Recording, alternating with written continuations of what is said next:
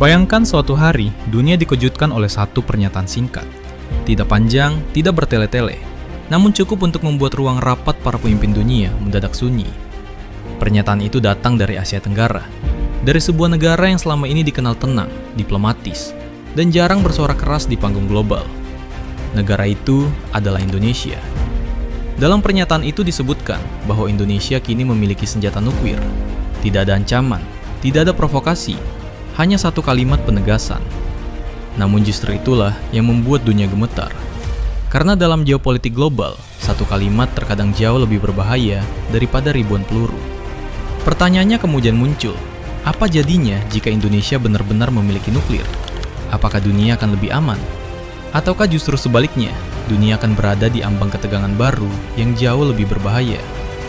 Mari kita bahas, hanya di channel Dalam Militer, tempat kita membahas dunia pertahanan, kekuatan angkatan bersenjata, geopolitik, serta perkembangan teknologi militer dari Indonesia dan mancanegara.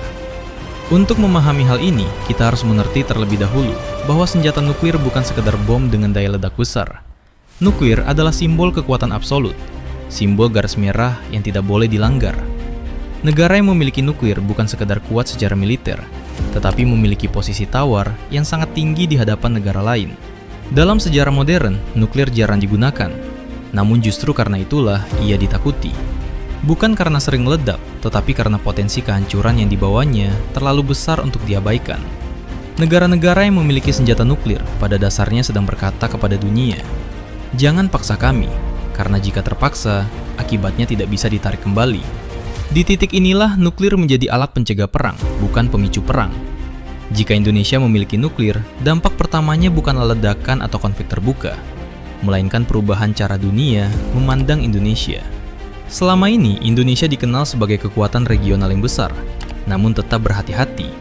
Memiliki wilayah luas, posisi strategis, jumlah penduduk besar, serta kekuatan militer konvensional yang cukup disegani. Namun dengan nuklir, status itu akan berubah drastis.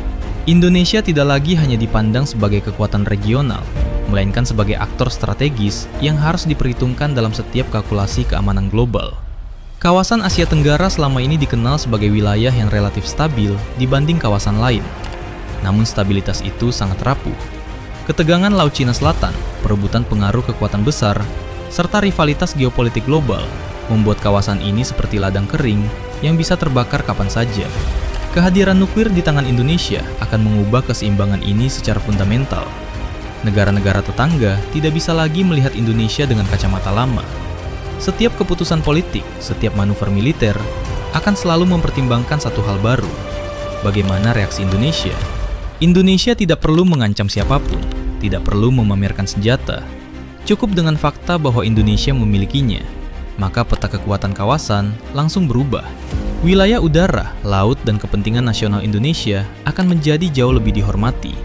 Bukan karena takut pada agresi, tetapi karena semua pihak paham bahwa risiko eskalasi menjadi terlalu mahal. Namun kekuatan sebesar ini tentu tidak datang tanpa konsekuensi. Dunia internasional tidak akan tinggal diam. Tekanan diplomatik akan datang dari berbagai arah. Sanksi ekonomi, kecaman politik, hingga isolasi internasional bisa menjadi harga yang harus dibayar. Indonesia akan berada di bawah sorotan tajam media global, lembaga internasional, dan kekuatan besar dunia. Setiap langkah akan diawasi, setiap kebijakan akan ditafsirkan dengan kecurigaan. Di sisi lain, posisi tawar Indonesia justru melonjak tajam. Dalam setiap negosiasi internasional, Indonesia tidak lagi berbicara dari posisi defensif.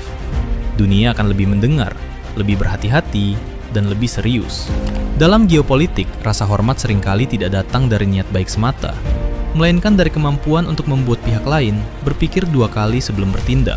Namun pertanyaan paling penting bukanlah apakah Indonesia mampu memiliki nuklir, melainkan apakah Indonesia perlu memilikinya.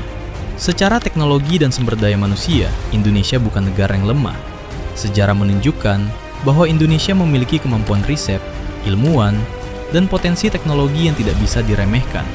Tetapi pilihan untuk tidak memiliki nuklir selama ini bukan karena ketidakmampuan, melainkan karena strategi. Indonesia selama puluhan tahun membangun citra sebagai negara yang mengedepankan diplomasi, perdamaian, dan keseimbangan. Posisi ini memberi keuntungan tersendiri.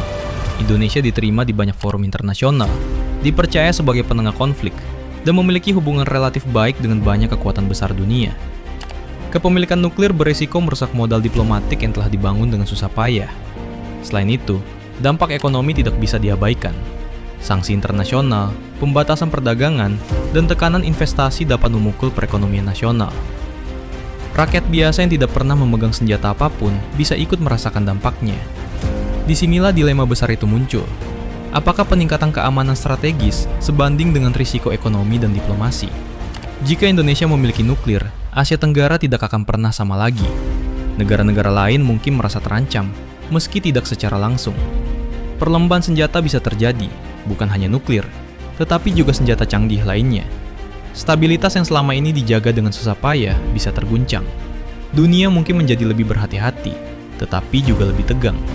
Namun ada satu hal yang tidak bisa disangkal. Dunia cenderung lebih menghormati negara yang tidak mudah ditekan. Dalam sejarah geopolitik, negara-negara yang memiliki alat penangkal kuat seringkali justru lebih jarang diserang. Bukan karena mereka agresif, tetapi karena biaya untuk menyerang mereka terlalu tinggi. Pada akhirnya, nuklir bukanlah tentang ledakan atau kehancuran. Nuklir adalah tentang psikologi kekuasaan, tentang persepsi, tentang rasa takut, dan tentang batas yang tidak boleh dilewati. Jika Indonesia memiliki nuklir, dunia mungkin tidak akan lebih aman, tetapi dunia akan lebih berhati-hati terhadap Indonesia. Namun kekuatan sejati Indonesia mungkin tidak terletak pada satu senjata pemusnah massal. Kekuatan sejati Indonesia ada pada kemampuannya menjaga keseimbangan, memanfaatkan posisi strategis, dan membuat dunia menghormatinya tanpa harus menekan tombol apapun. Nuklir bisa mengubah peta kekuatan, tetapi kebijaksanaanlah yang menentukan arah sejarah. Pertanyaannya kini kembali kepada kita semua. Jika Indonesia benar-benar memiliki nuklir, apakah itu akan membuat Indonesia lebih aman? Atau justru membawa risiko yang lebih besar? Apakah kekuatan mutlak adalah jawaban? Atau justru kontrol diri yang menjadi senjata paling mematikan? Keputusan itu, pada akhirnya, bukan hanya soal teknologi dan kekuatan militer, tetapi soal visi, arah bangsa, dan bagaimana Indonesia ingin dikenang dalam sejarah dunia. Itulah pembahasan lengkap mengenai jika Indonesia benar-benar memiliki nuklir. Jika kalian suka dan ingin terus mengikuti informasi seputar dunia militer, pastikan kalian klik like, subscribe, dan aktifkan lonceng notifikasi agar tidak ketinggalan konten terbaru dari kami. Terima kasih sudah menonton. Saya pamit. Sampai bertemu lagi di konten berikutnya, hanya di dalam militer. Salam hormat untuk para penjaga NKRI.